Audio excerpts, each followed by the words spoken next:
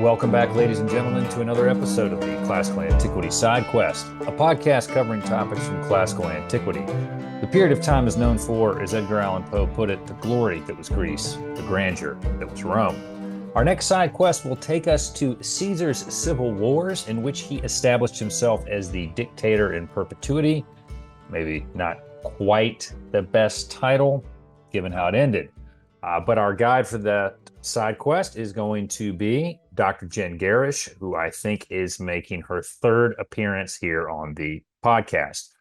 I do want to say one thing before we get started, though. You're going to hear us talk about trying to keep calm and relaxed and not feeling overwhelmed in times of crisis or unusual times. Now, we recorded this in February, not in July. And I don't want to speak for my guest. I don't want to speak for her, but I do want to remind all of you that this conversation was had before a lot of, and you don't see me gesturing at everything, which is what I'm doing, before everything took place, particularly with the deportations and some other matters. I could go on for a long time about that, but that's not really what this podcast is about. If you want my opinion on a legal issue, you can send me an email, bullcitycoordinators@gmail.com. I am an attorney, happy to discuss that with you, but this podcast isn't really the forum for that. So just keep in mind context matters, and the discussion that we had back in February may not be the same as a discussion we would have today. Dr. Gerrish, how are you? I am good. I'm glad to be back. Well, thank you for agreeing to return. I'm looking forward to this episode here that we're going to do. Can you bring us up to speed on what you've been doing academically since you were last on? Yeah, absolutely. Thank you for asking. I my most recent book was published since the last time we talked. It's an annotated translation of Caesar's Gallic Wars, the first two books. So it opens with, that most famous bit in all of Latin literature. All of Gaul is divided into three parts. Covers the first and second years of his campaigns in Gaul. So that is with Liverpool University Press, the R.S. and Phillips series, and it is available for purchase now on the internet where fine books are sold. Excellent. And I have books 5 through 6, which I finished in anticipation of this. Thank you for reminding me how poor my memory of grammatical terms and rules are. For example, relative causal clause is a thing, Yeah, it's a banger. Yeah. and historical infinitives. I remember the word infinitive, but I could not tell you what it means. So um, thank that was as I was reading over that. But I would commend that to everyone. Again, I have books 5 through 6, and when I ordered mine, two showed up. Um, Maybe you'll get an extra one if you order it, and you can share it with a friend like I did. Hey, So maybe I'll get twice the royalties, so keep it coming. you gotta hope, you gotta hope. So order those. So how many total have you done now? So I now I've done those two volumes, which is four of the seven books of the Gallic Wars. I'm working on another manuscript, another project now that's due at the end of this year. But after that, I'm hoping to do books three and four, and then eventually finish up with book seven to have the complete set. I really enjoyed the introduction to your book. I cannot comment on the accuracy of the translation because I don't know any Latin. So, uh, but I did like your explanations at the back of why you translated things the way that you did, and to bring that to light. I thought that was very interesting. But the introduction was very good, and that portion alone is worth getting the book for. It's a very good description of a lot of lead into what we may or may not discuss today, which again, no parallels to modern society at all. Right, well, that's very nice of you to say. I appreciate that. And I also want people to know you don't have to know any Latin. It's got a full English translation. The Latin is in there if you want to look at it. But one of the things that was really important to me as a translator was that my English would be as much like Caesar's Latin as possible. And Caesar's Latin has a very accessible, clear, not quite conversational, but I think a very engaging style. So my hope is that it's just as much fun to like pick up and read as it would have been to hear it being performed in public when Caesar was first publishing it.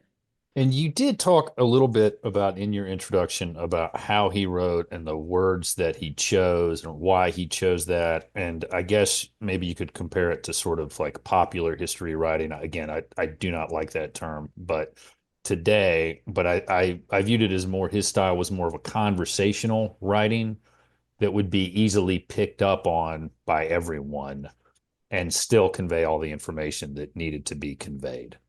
Yeah, exactly. He's trying to reach an audience that ranges from fellow senators all the way down to, I hate this term, but the common Roman citizen.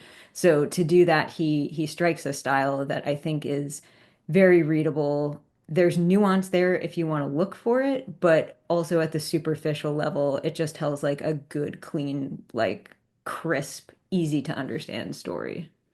And I do like the Latin being there, particularly for those who understand it. And with Google Translate, you can get away with a lot now. Not that that's perfect, but if you have questions about it or maybe how it should play out, and you can see the word choices, it's actually very helpful. When I read a lot of when I would read articles that had both there, I was like, I don't really get this, but why it's done that way. But seeing it in the book was really helpful and to understand that. So again, highly recommend to all and purchase that. Professors need royalty money too. All right, Yes, we do. folks. Oh, come on. Now, well, we've been kind of beating around this for a little bit, but let's talk about uh, Caesar in the context of the Civil War.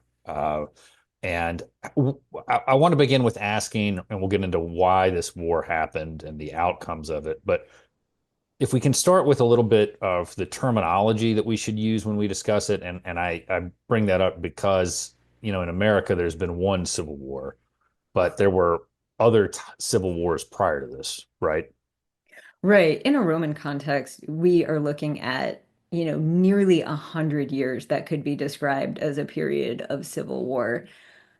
When I'm teaching this war, I usually refer to it as the civil war between Caesar and Pompey, which is not concise, does not come out easily. But I have not found a better, like catchier title for it. So I talk about the civil war between Caesar and Pompey, the civil war between Marius and Sulla. That's the best I can come up with.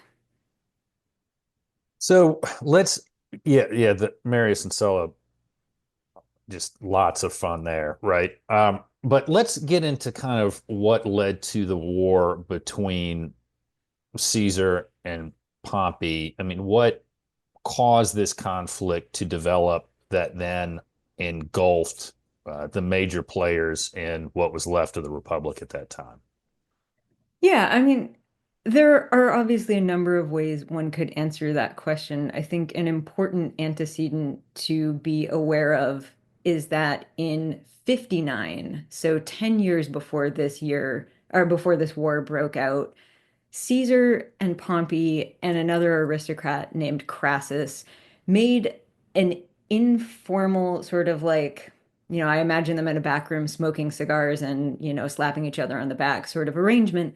We call it the First Triumvirate. It's not a legal office of any kind like the later triumvirate is, but it was basically these three oligarchs agree to support each other's platforms, and in exchange for supporting each other, they expect that in turn, each of them kind of has specific political goals that are complementary, but also competitive with the others. And so they make this arrangement in 59.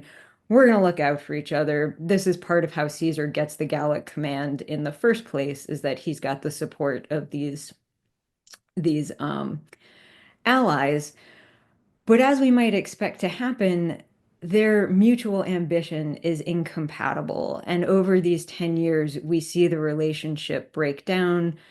Crassus dies in 53, leaving us with only Caesar and Pompey. So, when you have three That's more stable because it's like the meme with all the Spider-Mans pointing their finger guns at each other, and it's like mutually assured destruction, keeping them from going too far out of bounds. But with Crassus out of the picture, it comes down to Caesar and Pompey. And so in that view, it's a very personal conflict. Only one of us can have unofficial supreme power in Rome. And that's one way of looking at it. Another way of looking at it is that we see the sort of natural um, like apex of a conflict that's been brewing since the second century between, on the one hand, a faction that we call the populares, which we might think of as sort of populists, and a faction called the optimates, which we might think of as little c conservatives. So the optimates looking to consolidate the power of the Senate, consolidate the power of the old traditional families, limit the powers of the tribunes and the people, versus the populares on the other side, who look to strengthen the representation of the people, pass legislation that improves the conditions of the people, not out of any sense of altruism, I want to be clear, but because they recognize that like an angry mob is a very useful thing. And so we see the sort of crystallization of these factions. Caesar as a sort of leading figure of the populares, Pompey gets co-opted by the optimates. And so we can see the Civil War also as a conflict between those two political ideologies. And it's interesting what you say because about why quote the people end quote were used as a power base, but it's essentially what we had were two groups of elites, and the question is, where is the power base going to come from? Is it going to be a bottom down group called the people or bottom up group called the people? Or is it no, we're just going to let these traditional elites run things? Is that kind of what the feud is about? Yeah, I think that's a really good way of putting it. And, you make a good point that can't be overstated. Both sides are the aristocracy. Both sides are looking to maintain power for themselves. The populares frame it in terms of, freedom for the people, improving conditions for the people. But ultimately, at the end of the day, my reading of it is that they merely recognize the people as a useful tool. I don't necessarily think there's a sort of great humanitarian urge behind it. I'm trying to think of a way to counter that, and I can come up with nothing.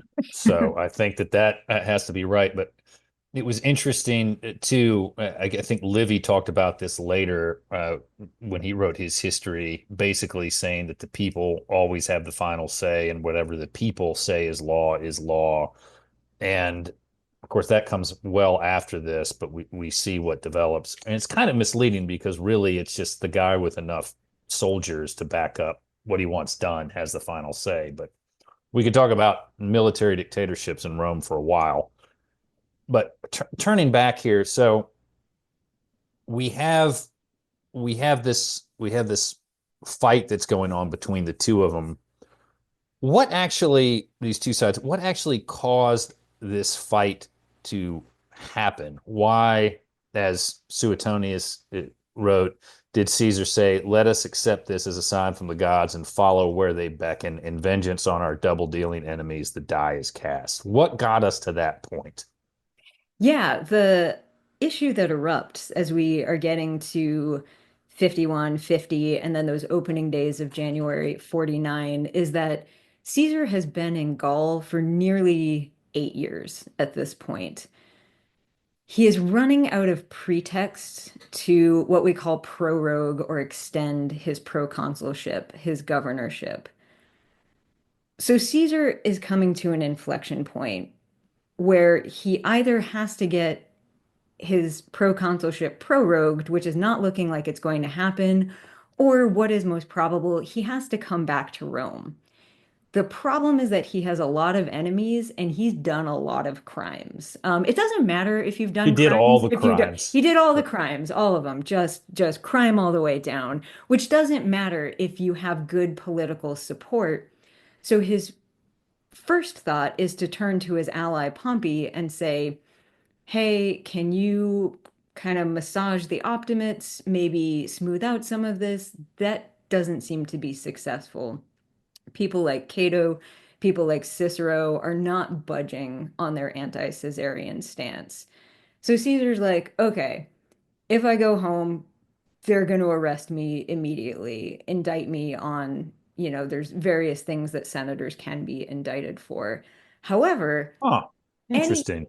yeah, Okay. yeah, Public corruption. Okay, bad. All right. those are apparently crimes in some settings. Okay, I got you. I'm with you now. That was just an odd thing, but all right, go continue, please. Yeah. Well, so another odd thing with no relevance to the current moment, any sitting magistrate, so an elected official in Rome, is immune from prosecution. Hmm. So Caesar's other option is to be elected consul again. He's eligible for it. And if he's elected consul, he can pass back into Italy, immune from prosecution, come home, do whatever he has to do, whether it's bribing his opposition, politicking them, however he's going to solve that. But it buys him 1 year of time in elected office to have immunity. The problem with this is that you have to register for the election in person. So you have to do the equivalent of going to City Hall to get your name on the ballot. But the second Caesar crosses the Rubicon, which is the boundary between Gaul and Italy, he can be apprehended. And so once again, he goes back to his pal Pompey and says, what I need you to do is register me in absentia so that I can pass directly from my proconsulship to my consulship without setting foot unprotected back into Italy. You're my friend. I've supported you. Are you going to do this for me? Pompey hems and haws about it for a long time.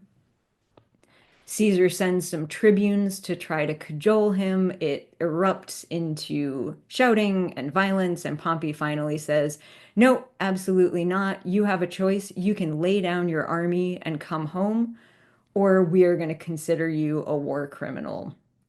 Caesar responds to this by marching across the Rubicon, which again is the boundary between his province and Italy, marches across with his army, and this is perceived by the Senate as a declaration of war. They declare him a public enemy.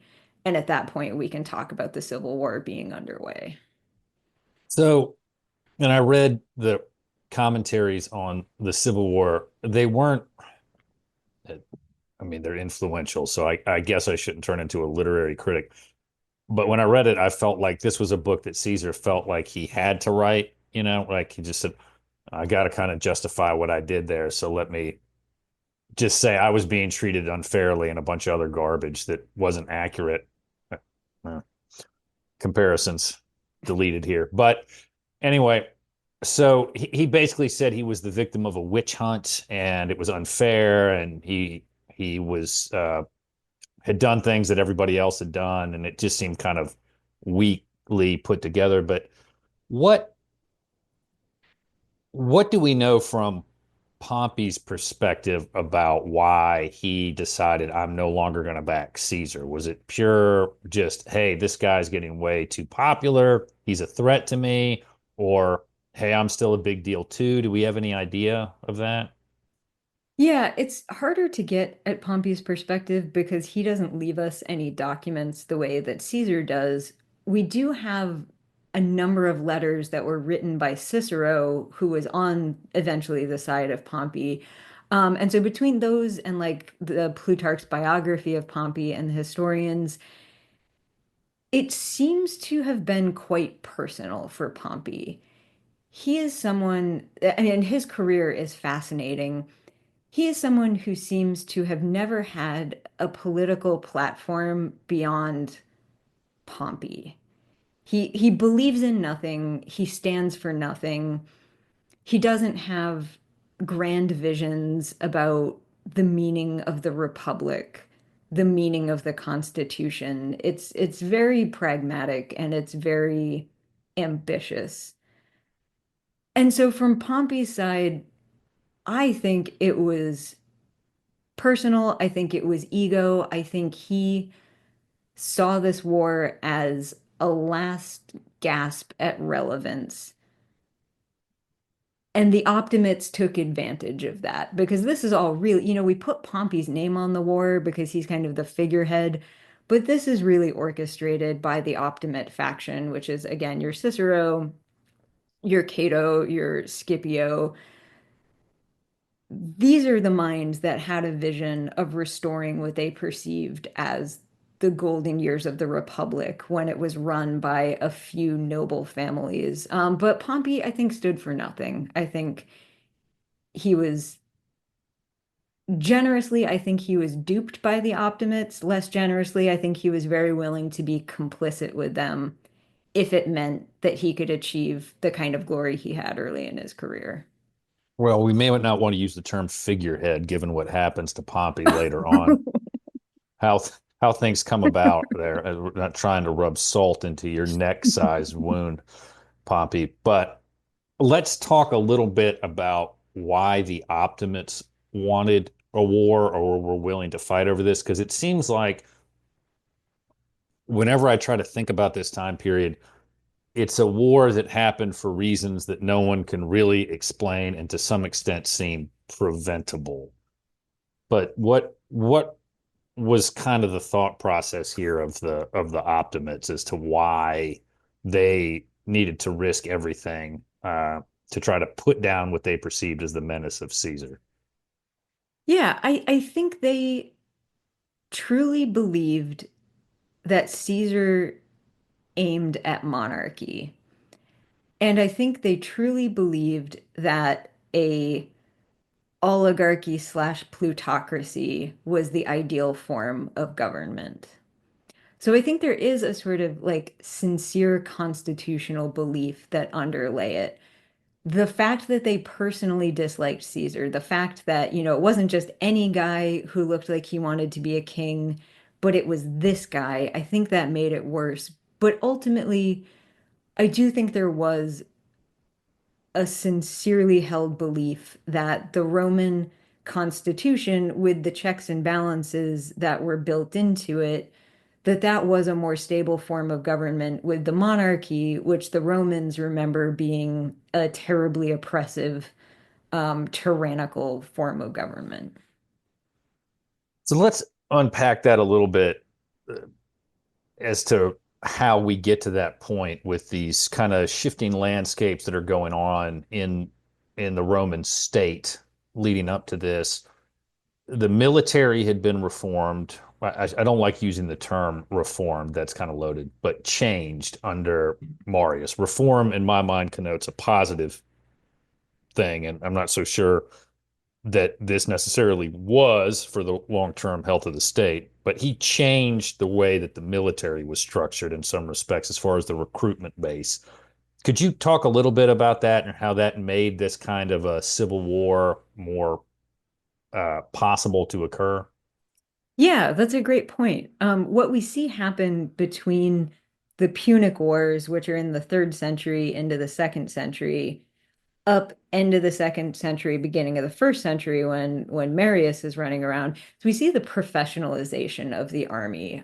So these are career soldiers who might spend, as in the case of the Gallic Wars, might spend 10 years on campaign under the auspices of a single imperator like Caesar.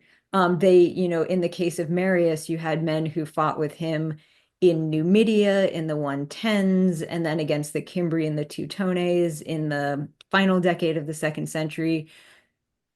So we see a shift in the self-identity of the legions, not as being the army of Rome, but the army of Marius, the army of Sulla, the army of Caesar.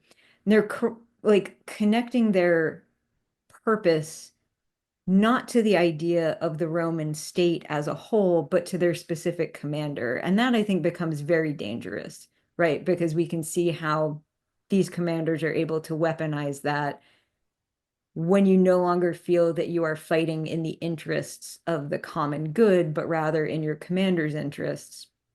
That I think is a very dangerous situation that makes these civil wars possible. And as you highlighted or translated in your book, and this is important, it's on page 59. This is Caesar talking about Britain. Their population is huge. Their buildings are packed close together, much like the Gauls, and there is an abundance of cattle. Then you go on, and this is really the key part where Caesar kind of gives away the game a little bit as to what he's doing.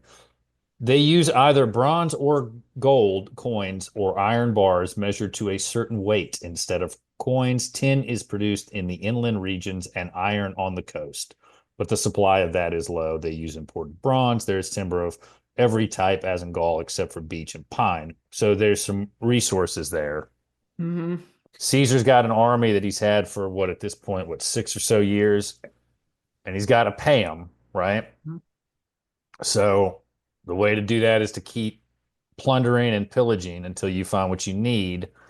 And I'm just curious how much you think Caesar's exploits in Gaul really set the stage for this war where the Senate sees this guy who's getting wealthier and wealthier and wealthier and powerful, and more powerful, more powerful, more powerful.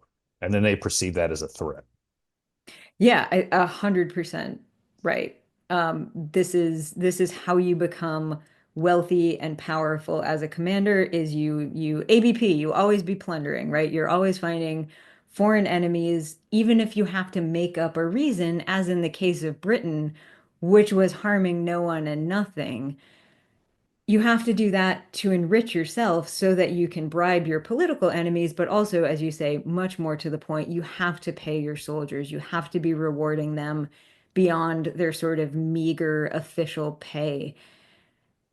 And there's only so much opportunity to do that. And the Senate, they see Caesar just, you know, like eating all of Gaul and leaving no crumbs. And there are only so many worlds to conquer. He's already talking about wanting to go to Parthia next, which is sort of the next natural prize that the Romans are looking to. So yeah, this makes them not just nervous that Caesar is becoming too powerful, but that there is nothing left for themselves. And Pompey in particular also really wants that Parthian command. Now, prior to Caesar having this long, unchecked, untethered reign in Gaul and the war that came from it, or the series of wars that came from it, you generally the governors of those regions were time limited, right? They had term limits on it. So how did that end up changing? Was it just the triumvirate? Was there just a general recognition that it was needed, or how did that play out? Yeah, there's always been a little bit of flexibility in that. And this is why they have the process of proroguing if a command needs to be extended. Caesar's was highly unusual in that it was initially a 5-year command, which was already a long time. And then in 56, the triumvirs sort of get together to get it renewed for a longer period of time. So I think that also is a factor that creates anxiety around the amount of power that he's consolidating because it's unusual that it was extended for quite so long, although the fact it was extended isn't itself. But this is how it happens, right? Is it doesn't happen because one day we wake up and we just invent something out of whole cloth. It's this gradual erosion where, okay, so and so had a 3-year command in Macedonia, we needed to give him an extra year, right? It's like it's this incremental, and that's what made it so insidious because it's not until you look at like, oh my God, we gave him 10 years in Gaul. How did we get to this point? If that makes sense. And what were the senators thinking? I mean, I go back to HBO's Rome, and I can't remember who it was who said this to Pompey, but it was, what of Caesar's illegal war in Gaul? Uh, and I mean, were they just kind of sitting there wondering the whole time, like, oh man, this is going to be a problem? Or at first, were they excited about it? I mean, when did the kind of I don't want to say the die is cast, but you get my point. When did the views harden to the point that conflict became inevitable? Yeah, I mean, it's hard to say when it became inevitable, but the views began to harden pretty early on. In, gosh, I think it's in 56. It's either in book three or book four where he talks about it, which would be 56, 55. Um, Caesar conquers a couple of tribes that weren't really doing anything, ends up killing a number of women and children, and still asks the Senate to vote him a Thanksgiving for his, glorious conquest.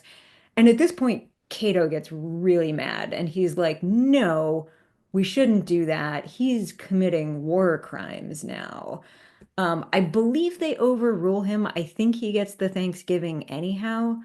But that is the first sort of like major dispute I can think of where somebody starts to take a stand and say, hey, Pompey, I know this is still your guy, but this is going beyond what we can abide. And I've tried to create kind of a counterfactual scenario in my mind because I don't really believe in historical determinism, but at a point, I think it becomes impossible to course correct, the particulars of which are a little hard to ferret out. So it's more of an equitable principle than a hard and fast rule. But for any lawyers who are listening, you'll understand that. I've tried to think, is there a scenario whereby maybe this war could have been avoided? And I have a hard time putting that together in my mind because essentially the Senate really wanted to prosecute Caesar, right? And Caesar was like, that shit ain't gonna fly, guys. I put the E on this one, but the explicit label. But he's like, no, no, no, we ain't doing that. No, no, no. I did the things. I just don't want to be punished for them. Y'all know how this works. So let's be cool. So I can't see a situation whereby they could have come to a compromise, but I'm not an expert in this field, so I'm going to punt that one to you. I mean, do you think that there could have been some way where like cooler heads could have prevailed? Yeah, yeah, I agree. It's um a fascinating way of thinking about it, B, a really difficult way of thinking about it. I think there are two moments that could have changed things. Do I think it would have probably just kicked the can down the road? Probably. But I think when um Crassus dies, so when the third member of the triumvirate dies on campaign in Parthia, I think that was really significant. He was never going to be the heavy hitter of the group, but there's something about, I don't know, like three seems more stable to me than two because, and not in a positive way, but in that like, I don't know, there's always a check and a balance. And I think that if he had lived longer, it would have slowed this probably inevitable process. Maybe not. As I'm saying it, I'm not like totally convinced of that. But I think one moment that sort of forced the issue, um, Caesar's daughter, Julia, was married to Pompey. They had arranged the marriage as a like public affirmation of their support for each other. And as was typical of these arranged political marriages, she was a teen. Pompey was obviously not a teen. He seems to have genuinely loved her, which is like not a prerequisite for Roman marriage. Our sources are actually all very like sweet about that. But she dies in childbirth. And this is in, I think, 54. So while Caesar is away in Gaul, Caesar offers Pompey, as you do in these situations, any of his other female family members. After a proper mourning period, take your pick of the other Caesar ladies so that we can reconfirm our alliance. And Pompey refuses him and instead marries a woman from the family of Scipio Metellus, who is one of the Optimates allied with Cato. I wonder if Julia had not died then, if it would have taken longer for the relationship to break down. Now, I think it was always going to break down, but would it have ended in armed conflict? I don't know. Maybe not. Well, we've mentioned some of the crimes that Caesar was committing with the war crimes and what have you, but what else beyond those? I mean, there's a good argument that I was messaging with someone online about this, that really the Gallic Wars is one of the most influential texts in the quote Western end quote literary canon, but it was written to justify a series of war crimes. So keep that in mind. Other than his war crimes, what other crimes was he committing? I mean, I vaguely remember something about bribery, but what else was he up to? Yeah, I think the like actionable things that they were focused on were mostly election related. Bribery is one of the few things that is technically illegal, even though it was a completely open secret of how elections were conducted. So that was that kind of thing. And I don't know the law well enough to know like specifically what the other election corruption related charges would be. But that seems to be kind of the area in which they would have had probably a very legitimate case against him. And so, as long as he held some office, he was fine. He could not be prosecuted. He did not want to be prosecuted, and he was though fairly like over the top about it. Like he was, you know, not shy about doing these things. The way that I understood it is there was kind of an accepted system, Mhm. and you were discreet about it, and you weren't in everybody's face about it. But Caesar was like, "Nope, I am who I am, and I'm just going to do all this stuff." Right. Yeah, he was a little less, as you say, discreet, polite about it. So let's talk about we get to the war. It breaks down. The kind of structure breaks down, and we get into the war. You've got Caesar and his folks on one side. You've got the Optimates and Pompey on the other. But who are the main ringleaders militarily of Pompey's side of things in addition to him? Yeah, the big name is Cato. This is Cato the Younger. He does have a famous older relative who was involved in the Punic Wars. But this Cato was, I think, the true leader of the Optimate faction, even though, as we've said, Pompey kind of gets a lot of the limelight. So, shocker, folks, Caesar wins. But walk us through kind of the stages of how he wins and who he defeats before he gets to the perpetual dictatorship. Yeah, so for being a war of so much import, it's a very brief campaign. And I don't want to like underplay the horror of it. But when, we've, had Punic Wars that last for 25 years, this is a campaign that's about 18 months. So he crosses the Rubicon in early January, starts marching through Italy, and the Senate hears about it, freaks out, and abandons the city of Rome.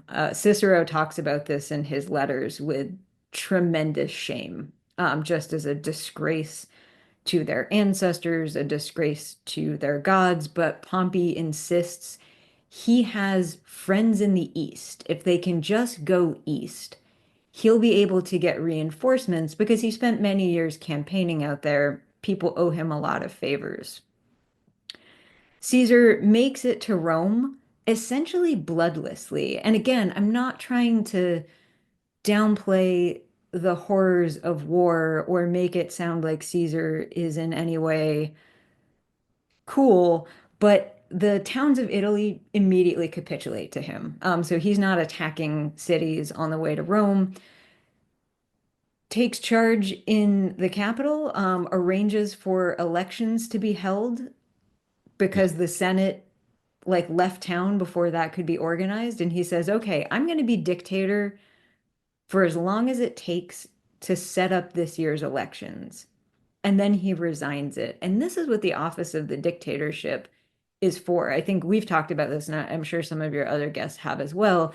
The dictatorship originates as an emergency office. Like when you have a crisis, you can temporarily hand over power to one guy.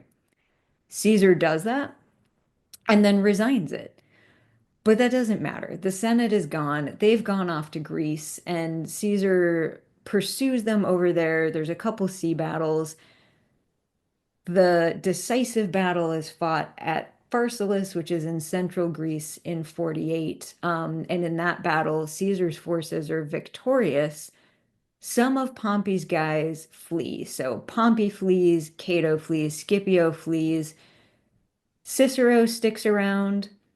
There's a young politician named Brutus who sticks around. He has a little friend named Cassius. These are probably names that people know. And Caesar, who has every right to kill them without a trial as traitors, pardons them all. He says, get up off your knees, my brothers. We are all Roman citizens. We've just been fighting about what that means, and I need you to serve your state just as if this had never happened. So Brutus, Cassius, Cicero are all pardoned. Pompey, as I said, thinks he has friends in the East, and he thinks he has friends in Egypt. So he sails to Egypt, delusional, thinking he's gonna like get a bunch of ships, sail against Italy, whatever. Rolls into Egypt. The problem he's going to encounter there is that they are also having a civil war. The King Ptolemy and his sister wife Cleopatra, this is the famous Cleopatra, they are at war, and Ptolemy wants to associate himself with the Romans and has heard that Pompey lost. And so when Pompey shows up on the shores of Alexandria, ready to ask for support, make an alliance, Ptolemy cuts his head off in the harbor in front of his wife and children who are still in the ship as he like comes to shore in the little dinghy, with the idea that when Julius Caesar hears that I did this, he's gonna love me, he's gonna, help me drive my sister Cleopatra into exile, and then I'll be the king of Egypt. It is not so. Caesar arrives there a while later, learns what Ptolemy has done, and weeps on the shores of Alexandria. Suetonius tells us, he says, you have, killed a consul of Rome, and I cannot forgive that. So that's, yeah, it's a wretched end of a like undeniably influential figure. To quote or paraphrase Arrested Development, I've made a huge, tiny mistake. Which is exactly what happened. There were a couple of things that I wanted to follow up on, and this is side questing a little bit, so I apologize. But in your book on page 187 in the commentaries, and this made me think of this, and I meant to ask you about this.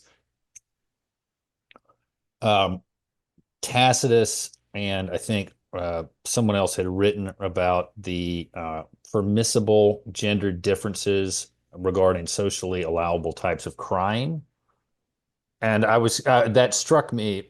And so obviously you can cry as a man when Old Yeller, Yep. Where the Red Fern Grows, when the ant dies in Honey, I Shrunk Kids. And my son threw this on for as he puts it, his generation. He's 16. I want to punch him. But I'm not going to for anybody who's listening. But he said for my generation, when Iron Man dies in the MCU, he's like, that gets me every time. So just come up with your own list. And apparently, when Pompey is killed, it's okay for Caesar to die. We've added that to the list. Is there anything else we need to add for socially permissible male types of crime, or have we kind of covered that one? Yeah, I would say the other time you can cry as a Roman general is when you turn 33 and you realize you haven't done as much as Alexander the Great did. We get an anecdote about that. I think also in Suetonius that when Caesar realized he had reached the age Alexander died, but had not achieved as much as he had, that he wept that he could not be as great as Alexander. If my grandfather listens to this episode, I think he may have only cried once in his life. He was raised that men don't cry. I think when grandma passed away, that might have been the only time ever. So it's interesting how long that's been a thing. Nothing ever changes. Now, you talked about, and I wanted to follow up on this because people who are actually overthrowing the established order of things will often clothe themselves in familiar, socially acceptable, socially understood, primarily is the word I should use, language that resonates with people. So you're speaking the lingo, and you talked about elections when Caesar held elections. Funny how he was elected consul, right?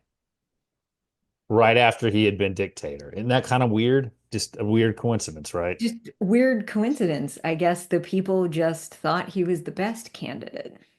Yeah, that's right. That's right. Now, the other thing too about his kind of approach to pardoning people and forgiving people, I think the line from HBO's Rome was, "We have but quarreled a little, now we are friends again," or something like that. Um, that seemed to have been learned from Marius and Sulla and their purges, uh, bloody, bloody purges, right? He was like, "We're not doing that again." Yeah, very much so. I think there's sort of two motivations behind it. One, we don't want to look like we're doing a Sulla. Absolutely. And I genuinely think he didn't want to do a Sulla. Never want to sound like I'm making excuses for Caesar, which is something I think I did earlier in my career. And so I don't want to sound like an apologist, but I think he genuinely did not want to go on a reign of terror. That was just not his style. He was just too appreciative of the human condition for that. I think the pardons also had the effect of making people very useful to him. He knew that if he pardoned people like Brutus and Cassius, brought them back into the fold, that they are obligated to him forever. They literally owe him their lives, and so they can be made useful. However, what he didn't account for was how very resentful that would make people. And it's sometimes shocking to me that he didn't like play this tape out all the way. Because again, I think he was a very, sensitive reader of the human condition. He was a literary man, and I think that gives you great insight into how people work. But maybe just his ego was such he didn't think it could happen to him, did not think through the corrosive effect it would have on these, men also of great ego having to grovel every day about, thank you, Mr. Glorious Caesar, for letting me keep my job. And we obviously see how that plays out because so many of those participants in the Ides of March were people that he had pardoned after Pharsalus. Yeah, it's interesting. On the one hand, I could see where people would say, "Look, you don't need these guys hanging around. They just fought against you." But on the other, I think the probably correct take from Caesar's point of view is, "Look, man, we went through this not long ago. Like I almost got caught up in Sulla's reign of terror. I don't want to be that guy. I don't want to be about that life. Yeah, we can do it to some Gauls, but not not the Romans." So let's kind of play this out. So Caesar wins, and then he starts about reorganizing the state to some extent. And that's what I want to kind of focus this on.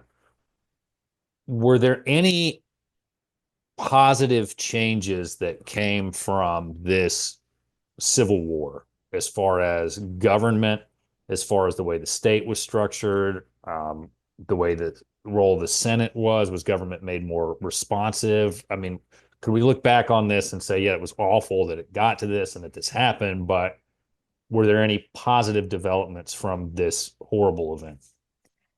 Yeah, it's a interesting question because we have so little data about what Caesar's plan was because he dies so soon.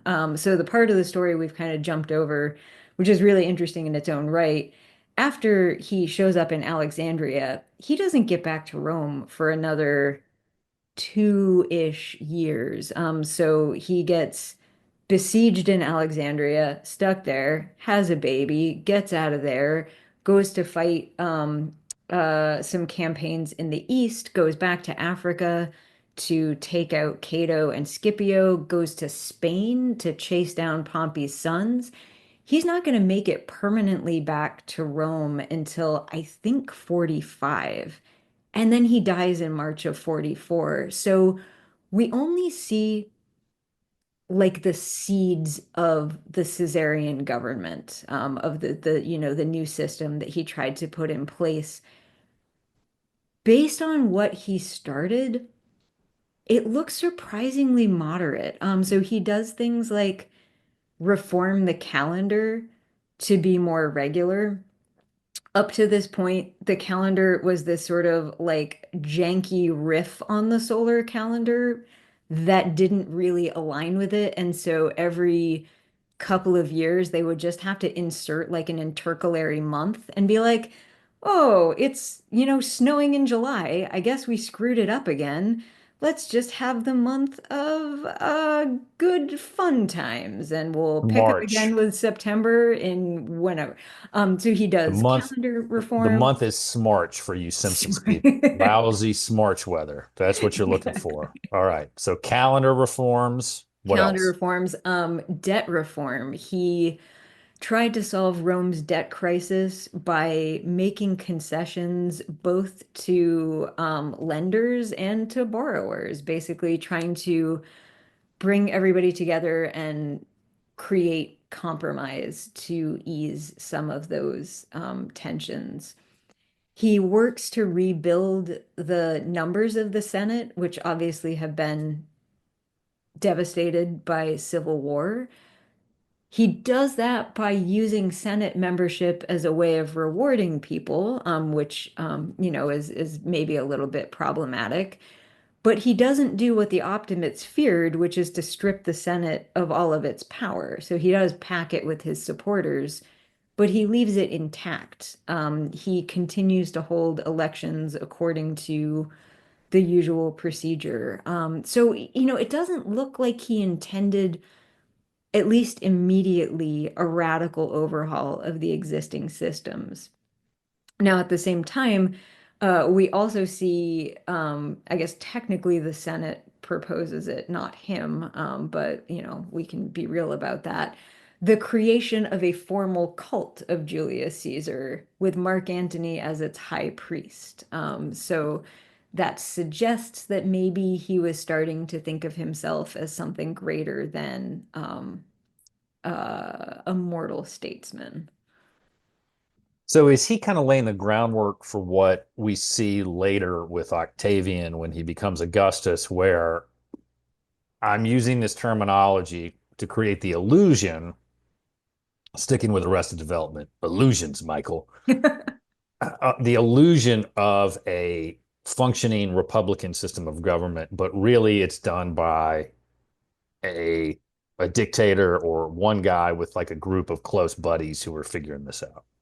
Yeah, if I had to guess, I would say what Augustus accomplished is probably what he had in mind. And again, that's like partly just vibes, because he was able to accomplish so little. It's hard to tell, but I think you're right that that is a model like what he had in mind, most probably. So we start to see some governmental changes that were interrupted, and we talked about kicking the can down the road a little bit, and maybe that's what how we should think about Caesar's civil war or the civil war between Caesar and Pompey is playing out. It kind of seems from what you've explained that really the massive change to the Roman state comes when the can gets kicked down the road to eventually the civil war between Augustus and Mark Antony. Is Yeah. that kind of where we end with that? Yeah, I think that's exactly right.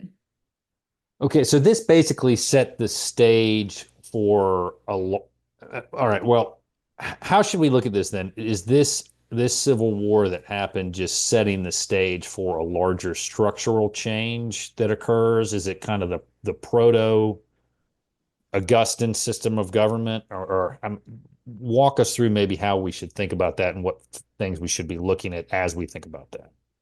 Yeah, I would think of it as a revelation of what was possible. I think it revealed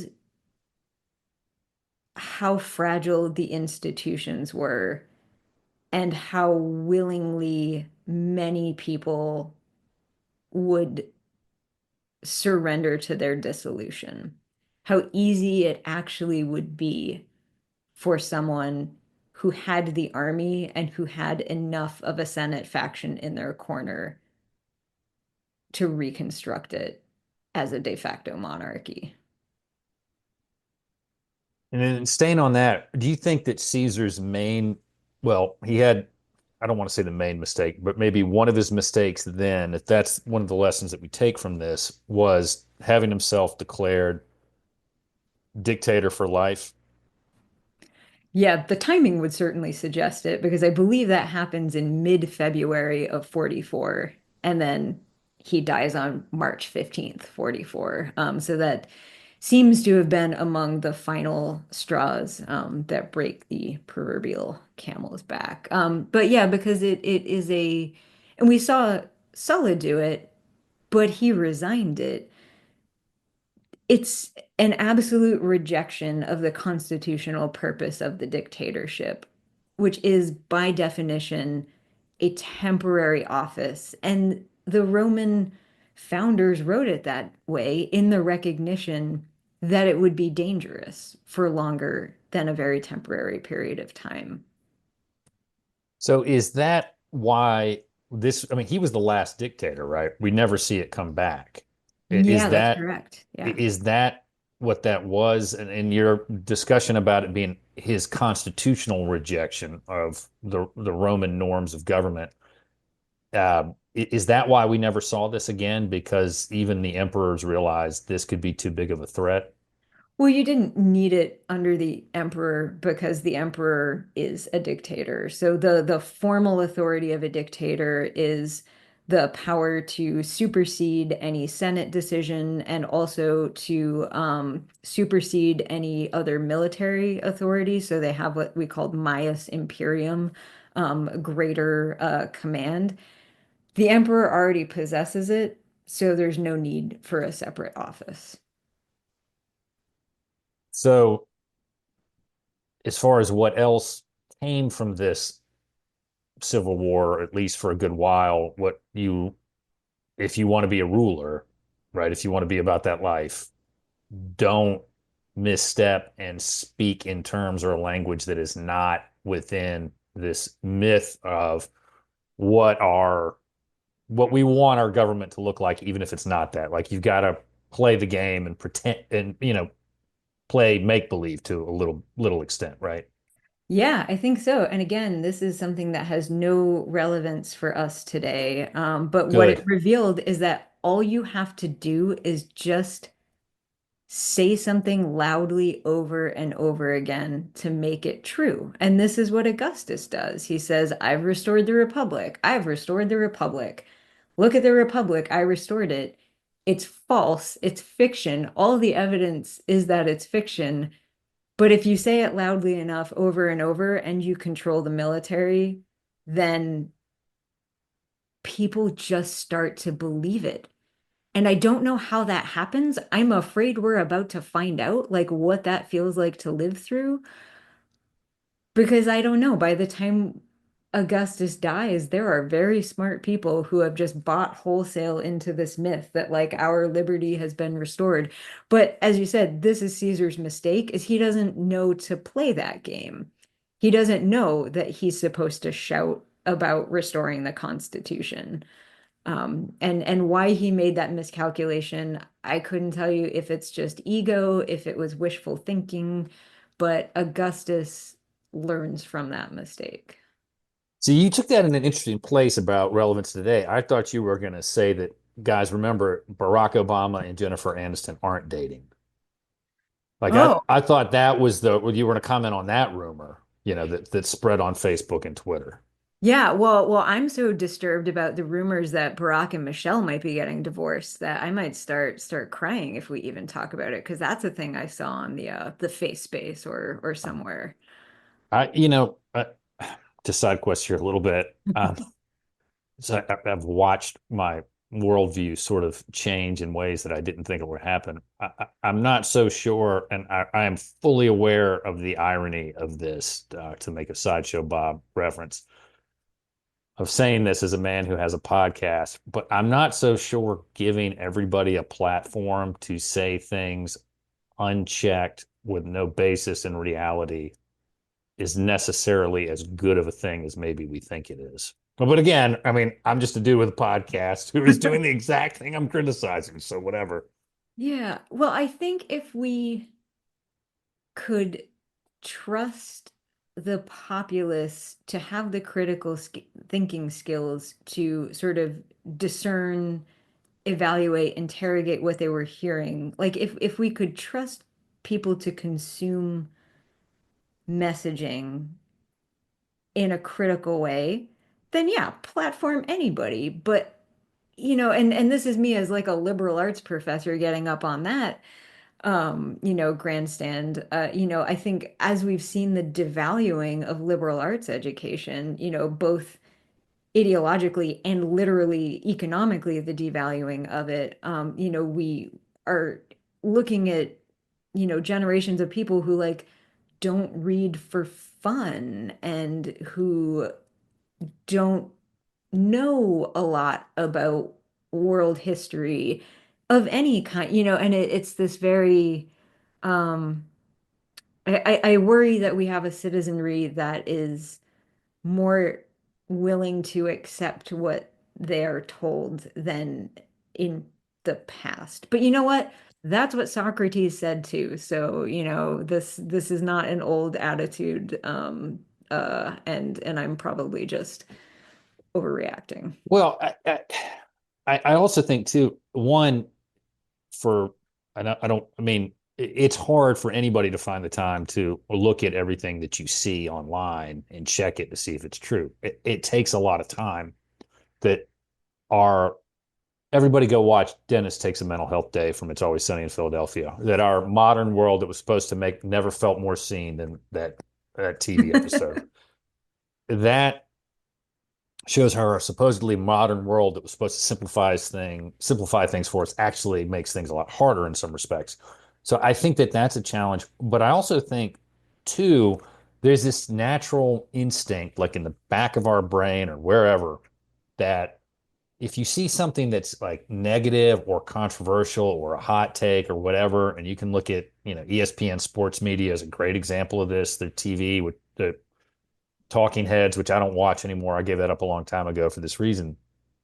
That kind of hot anger, aggressive, bold, loud yelling, old Crossfire, for those of you who remember, is the perfect example of that. And it engages you in a way that you get wrapped up in it and you don't take the time to think about it. So I think that's really kind of the problem that I have with the way these social media platforms operate. Um, and I think it it's an interesting thing to see unfold. And I would encourage everybody who listens to just chill a little bit. And if you see something online and you think, wow, that's interesting, just go do some preliminary research first before you buy into it. I've gotten burned on that before, so nobody's immune to it.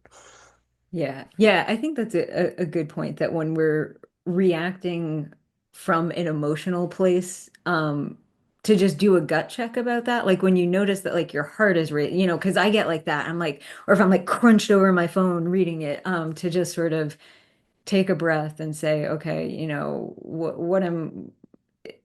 what am I feeling versus what am I thinking? And that actually will be relevant to my book recommendation today, but I'll wait until the proper time No, for no, let's go ahead and do that. Let's segue right into the book that. recommendation. But right before we do that, overall Civil War, mixed bag, kick can down the road, more deaths and destruction is really what it set up. And then uh kind of peace through power sort of.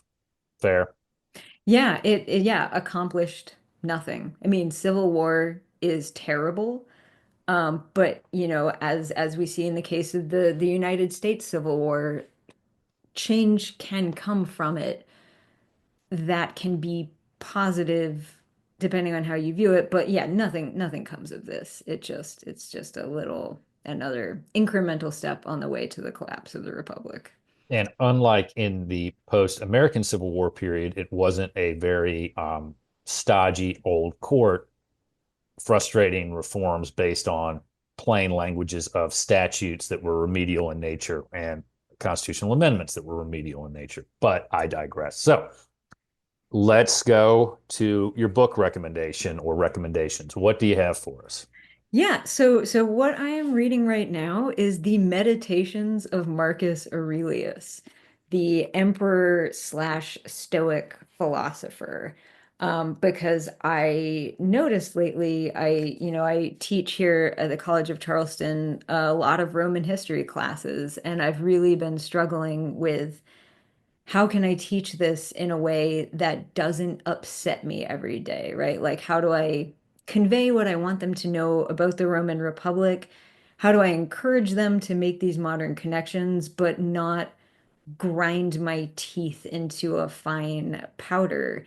And so I, like a good Roman history professor, thought I would look to Stoic philosophy, which, it's very rich and complicated, but ultimately it is sort of holds up reason as the highest form of virtue and encourages us to discern our emotional reactions from the truth, and to say, okay, this anxious feeling I'm having, this upset feeling, is it serving me? No, it's not. And so what would happen if I moved past that or set it aside? And Marcus Aurelius knew a lot about trying to function in a very difficult world. He was the emperor through a number of crises, and he wrote this book of meditations when he was on a foreign campaign and sort of balancing this question of like, how can I be a good person and a good leader at the same time. And so this particular translation is super nice. It's by Robin Waterfield, and it's got a lot of really good notes, but it's just like a pleasure to read it. So for anybody who's like super stressed right now, Marcus Aurelius. That is an excellent choice.